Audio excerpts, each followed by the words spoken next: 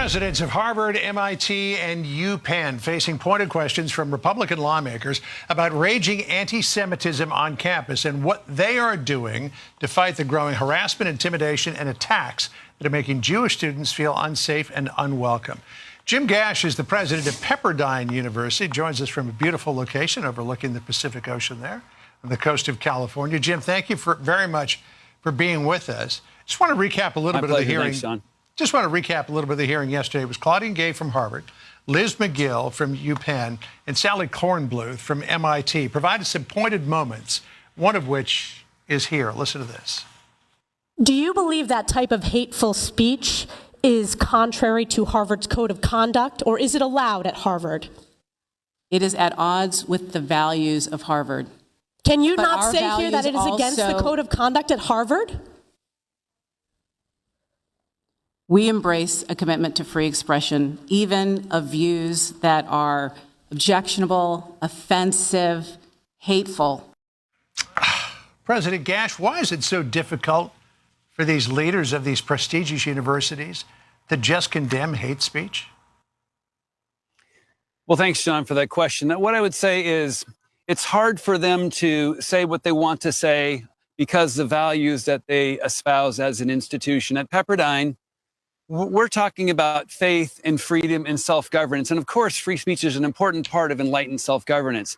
But so is learning the American principles and holding true to those values. There's a difference between rights and what is right.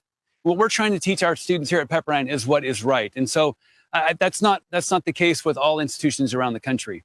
Yeah, you wrote an op-ed in The Messenger in which you said, in part, quote, "It seems every week produces another story of intolerance, hate, or worse on college and university campuses across the nation.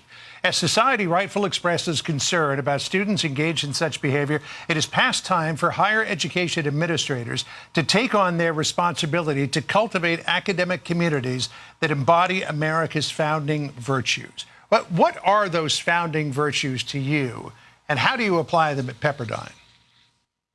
Yeah, those founding virtues, John, include faith and its centrality to the founding of this country, freedom, the principle upon which we're based, and self-governance, enlightened self-governance, so that our electorate can understand the various issues that are part of our political discourse, and then be able to vote with a good conscience and being able to understand what the values are that are at issue. And those sorts of values are reflected on Pepperdine's campus. And so to answer the question that my colleagues on the hearing couldn't answer, yes, of course, this is a violation of our code of conduct here at Pepperdine, because our code of conduct is built upon the idea that every student is made in God's image and worthy of infinite dignity and respect. And those kinds of pervasive and severe comments are completely inconsistent with our code of conduct here. That really was a center of focus at yesterday's hearing. Let me play just a little bit more. Watch what happens when Elise Stefanik questions Liz McGill from UPenn here. I am asking, specifically calling for the genocide of Jews. Does that constitute bullying or harassment?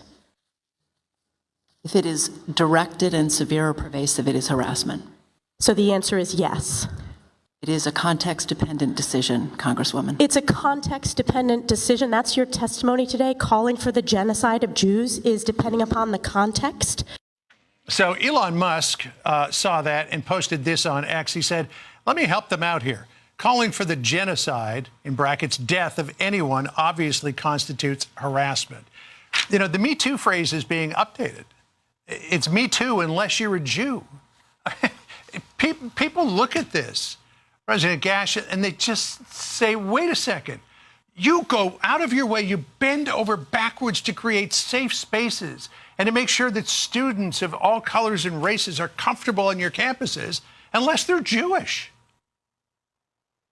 Yeah, it is disappointing, to say the least. That's not happening at Pepperdine. Our Jewish students, faculty, staff, and administrators tell me regularly how valued they feel, how loved they feel, how cherished, and how much they belong. And that is true. They do belong at Pepperdine. We don't have that situation at Pepperdine. And it's sad and disappointing and heartbreaking that after an atrocious terrorist act against the nation of Israel and against its people, we can't call it for what it is. And that's sad and disappointing to me. Yeah, we should point out that over at Pepperdine, in the wake of everything that was happening, you hosted Rabbi Berman from Yeshiva University in New York to come and talk to the students there. President Jim Gash. He's a good friend. Yeah. President Jim Gash of Pepperdine, thanks so much for joining us. We appreciate it. Thanks, John. Appreciate it. All right.